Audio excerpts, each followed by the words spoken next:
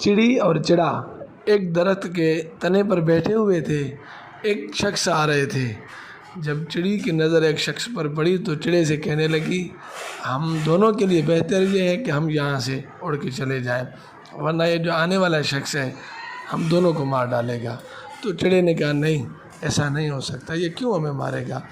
آپ اس کی شکل کو دیکھو، اس کے لباس کو دیکھو، یہ شکل بھی شرافت والی، لباس بھی شرافت والا، امامہ بندھا ہوا ہے، اتنا خوبصورت شخص ہے، یہ ہمیں کیوں نقصان پہنچائے گا؟ چڑی نے کہا، یہ ہمیں نقصان پہنچائے گا۔ بہرحال یہ ہوا، جب وہ شخص آیا اور اس کی نظر چڑی اور چڑے پر پڑی تو اس نے تیر کمان نکالا اور تیر لگایا۔ پہلے ہی وہ تیر چڑے کو لگا اور چڑا مر گیا۔ چڑی نکل کے بھاگ گئی اور بادشاہ کے پاس جا کر اس نے شکایت کی۔ اس بندے کو، شکاری کو بادشاہ نے بلوایا۔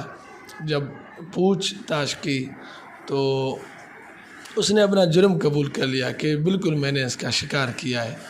تو بادشاہ نے چڑی سے کہا، ٹھیک ہے، یہ مجرم ہے اور آپ مظلوم ہیں، تو اب بات یہ ہے کہ جو آپ اس کے لیے سزا منتخب کریں ہم اسے دے دیتے ہیں۔ چڑی نے کہا، بس میں اور اسے کوئی بھی سزا نہیں دیتی، نہ ہی دینا چاہتی ہوں، بس ایک میری ریکویسٹ ہے۔